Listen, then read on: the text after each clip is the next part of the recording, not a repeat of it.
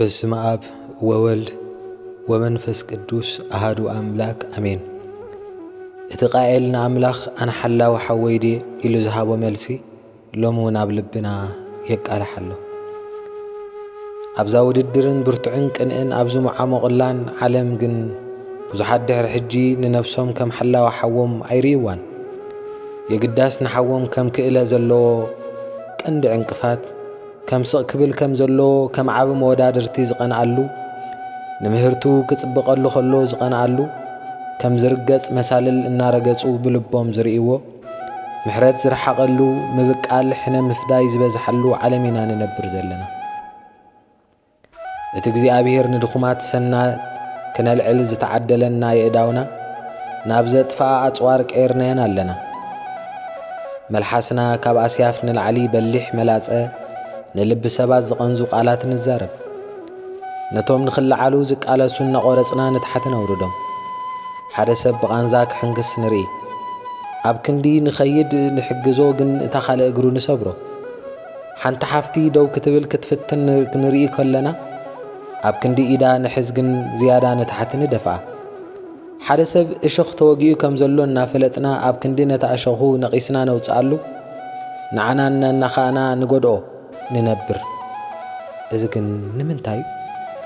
ምኽንያቱ ካብኦም ከም ዝዓበየ ሰብ ኮይንና ክንርድአ ስለ ንደሊ እዩ። ስምዑ ግን እቲ ዝዓበየ ኣብ ማኣዲ ነገሥታት ዝቕመጥ ዘይኮነስ እቲ ተንበርኪኹ ብትሕክና ከገልግል ኣብ ማኣዲ ክርከብ ዘለዎ እወ ኣብዛ ብብዙሕ ኣብነት ንናይ ቃኤል ህይወት እናደጋገመት እትነብር ዘላ ዓለም ሎሚ እውን ኣምላኽ ይሓትት ኣሎ። ምስቶም ዝተሰብሩ ከመይ ጌርና ንሰርሕ? ካብቲ ምስቶም ዓበይቲ ኮፍ ንብል ንላዕሊ ዓው ኢሉ እዩ ዝዛረብ። ባህርያት ንሓያላት ብኸመይ ከም እንሕዞም ዘይኮነስ ንሓይሊ ዘይብሎም ብኸመይ ከም እንሕዞም እዩ ዝፍተን ዝብል ኣባህል ኣሎ። ኣብ መንጎ ነገሥታትን መኳንንትን ኮፍ ምባልን ኣብ ቅድሚ ዕቤት ምንብርካኽን ነቶም ድሮ ዝመፁ ውዳሴ ምውሳኽን ምብዛሕን ቀሊል ነገር እዩ። ብሓቂ ንሰብ ዝገልጾ ግን ምስ ሓያላት ከመይ ገይሩ ከም ዝስለፍ ዘይኮነስ ነቶም ድኹማት ዝተሰብሩን ንጐኒ ዝተደርበዩን ከመይ ገይሩ ከም ዘልዕሎም እዩ ዝግለጽ። ምስቶም ዝተሰብሩ ከመይ ጌርና ከም እንሰርሕ ካብቲ ምስ ዓበይቲ ኮፍ ንብል ንላዕሊ ዓው ኢሉ ይዛረብ። ቃኤል ንኣምላኽ ሓላዊ ሓወይ ድየ ከም ዝበሎ ንሕና ኸሎሚ መልሲ ልብና ብብዙሕ ኣብነታዊ መንገዲ ኣነ ሓላዊ ሓወይ ድየ ይብል ኣሎ። ጐይታናን ኣምላኽናን መድሓኒናን ኢየሱስ ክርስቶስ ኣብታ ቅድሚ ስቕለቱ ዝነበረት ለይቲ ዘደንቕ ነገር ገበረ። ደጋዊ ክዳኑ ውፅኡ ኣብ ሕቑፉ መንጸፍ ጠቕሊሉ ኣእጋር ደቂ መዛሙርቱ ሓጸበ። እዚ ንዝተሓተ ኣገልጋሊ ዝተሓዘ ዕማሚ ነይሩ። ግና ንጉስ ነገሥታት ተንበርኪኹ ንኸገልግል ትሕት ኢሉ። ሓወየ ሓፍቴ ሕጅስ ከ ነብስና ሓተታ እግሪ ካልኦት ይሓጽብ ድየ ወይስ ብመላጸ መልሓሰይ ብቕንአይ ከምኡውን ብኽፉእ ተግባረይ እግሮም ይቖርጾ የሕውዮም ድየ ወይስ ይጐድኦም እየ ዘለኹ? ይሃንጽ ድየ ዘለኹ ወይስ የፍርስ? መንፈሳዊ ተመሲለ ነቶም ናብ ቤት ኣምላኽ ዝመፁ ይዕንቁፎም ድየ ዘለኹ ወይስ ይሃንጾም ኢልካ ወይ ድማ ኢልኪ ወይ ድማ ኢለ ንነፍስና ንሕተታ። ዓለም ነቶም ናብ ላዕሊ ዝድይቡ ተኽብሮም፣ ነቶም ጽቡቕ ከገልግሉ ዝድግፉ ግን ንስቓይ ተሸልሞም። እቲ ሓቀኛ መዐቀን ዕቤት ኣብ ክንደይ ቁመት ከም እትለዓል ዘይኮነስ ኣብ መገዲ እንደይ ሰባት ከም እተልዕል እዩ ዝዕቀን። ህይወት ከም መናብር ጠረጴዛታት እትቐየረሉ ኣገባብ ኣለዋ። እቲ ሎሚ ዝቃለስ ዘሎ ጽባሕ መርሓ ክኸውን ይኽእል እዩ። እቲ ኣብ ስቓዩ ትላገጸሉ ኣብቲ ናይ ገዛእ ርእስኻ ኣብ ተስፋ ምቑራጽ ህሞት ባብ ዝወደቕካሉ ወቐትኻ ዘልየካ ዝድግፈካ ሰብ ክኸውን ይኽእል እዩ። ዓለም ዘዋሪት ዋንጫ ኣነ ሓላዊ ሓወይ ድየ ኣይትበል። መጽሓፍ ቅዱስ ኣይትጠበሩ ኣምላኽ ኣይዕሾን እዩ። ሰብ ነቲ ዝዘርአዩ ይጽዓጽድ ይብለና። ጥልመት እንተዘሪእኻ ጥልመት ተዓጽድ፣ ጽልእ እንተዘሪእኻ ጽልእ ተዓጽድ። ሕያውነትን ምሕረትን ፍቕርን እንተዘሪእካ ግና ኣብ ዝተጸበኻዮ ጊዜ በረኸት ክትዓጽድ ኢኻ። ሓቀኛ ዓቤት ኣብ መዓርግ ስልጣን ወይ ኣብ ሃብታ ኣይርከብን እዩ። ኣብታ ኣነ ሓላዊ ሓወይ እየ ዝብል እትገብሮ ዘለኻ ኣገልግሎት ሕያውነት እዩ ዝርከብ። ንዝተሰብሩን ዝተረስዑን ድኹማትን ረዳኢ ዘይብሎምን ኣብ እትሕዞ ኣገባብ ዝርከብ ብብዝሒ ምስ ዝበልዓካዮም ሃብታማት ሰባት ዘይኮነስ ብዝፈወስካያን ዝተሰብራ ነፍሳት ክዝከር ኢኻ። ስለዚ ሎሚ ምረጽ። ፈዋሲ ዲኻ ወይስ መጥፋእቲ? ማሕሪ ዲኻ ወይስ ቀታሊ? ሓላዊ ሓዊ ዲኻ ወይስ ቀታሊ እዩ? እቲ ምርጫ ናትካ እዩ። ከምኡውን መስቶም ዝተሰብሩ ከመይ ጌርካ ከም እትሰርሕ ካብቲ ምስ ዓበይቲ ኮፍ ከም እትብል ንላዕሊ ዓውኢሉ ከም ዝዛረብ ኣይትረስዕ። ሓወየ ሓፍተየ እግዚኣብሔር ኣፍቅረና እዩ። ሕጂ እውን ሓውኻ ኣበይ ኣሎ ኢልሓተና ኣሎ። ሓውና ኣበይ ኣሎ?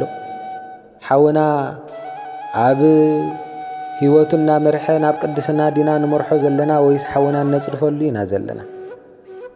እምበኣር ንእግዚኣብሔር ሓውኻ ኣበይ ኣሎ ኢሉ ኣብ ዝሓተትከካ ግዜ ምስጋና ከምዚ ኢልካ ንኽተመስግን ምእንታን ንእግዚኣብሔር ዘስምር ሰብኩን። ከምቲ ልበ ኣምላኽ ቅዱስ ዳዊት ኣብ መዝሙር 30 ከምዚ ኢሉ ናይ ምስጋና ጸሎት ዘብጽሐ ከም ዝበል ንላዕሊ ስሒብካኒ ንጸላተይ እውን ብኣይ ኣይሕጐስካዮምን እሞ ወ እግዚኣብሔር ልዕለ ኣቢለካ ኣለኹ። ወ እግዚኣብሔር ኣምላኸይ ኣነ ናባኻ እወኹ ንስኻ እውን ኣጥዕኻኒ። ወ እግዚኣብሔር ንነፍሰይ ካብ ሲኦል ኣውጻእካያ ናብ ጉድጓድ ከይወርድሲ ንህይወት ኣድሓንካኒ። ኩራኡ ንቕጽበት ዓይኒ እዩ ጸግኡ ግና ንምሉዕ ዕድመ ይጸንሕ።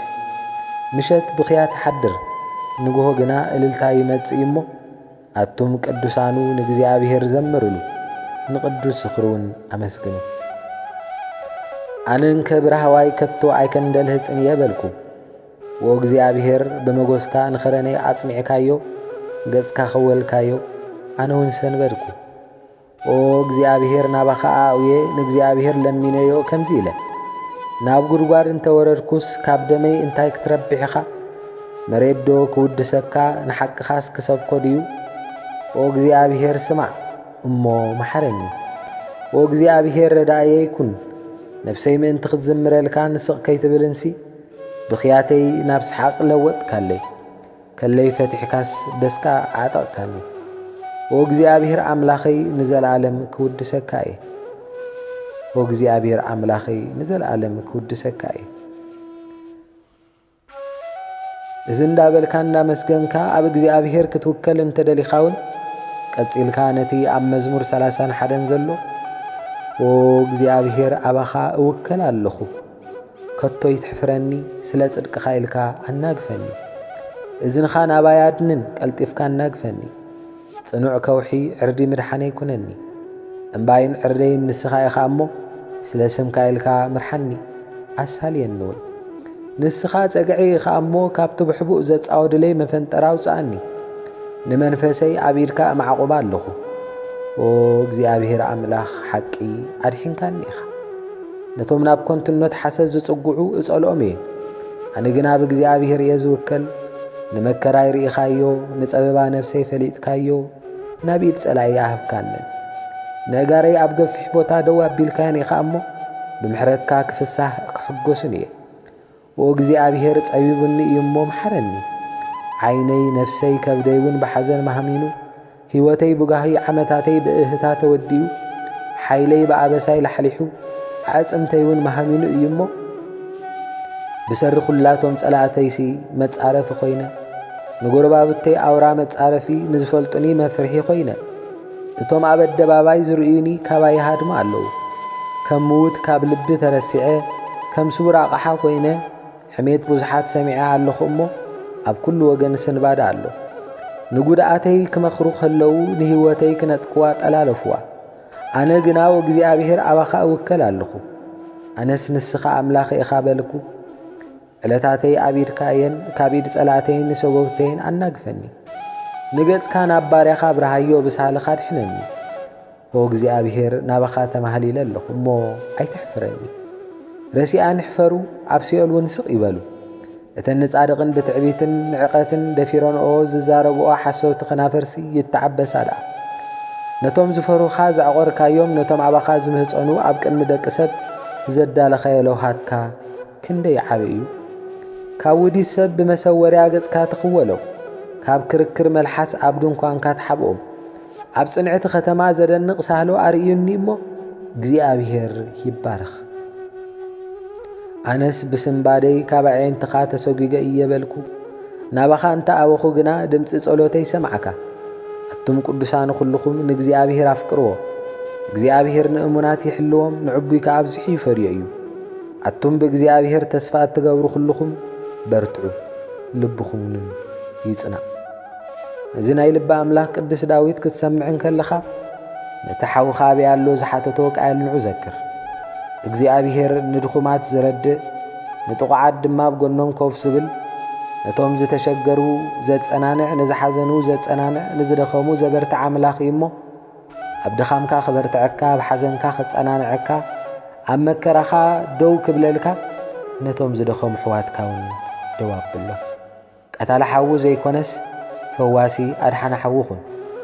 ሓዊኻ ኣበይ ኣሎ? ስብሃት ለእግዚአብሔር ወለወላዲቱ ድንግል ወለመስቀሉ ክቡር አሜን።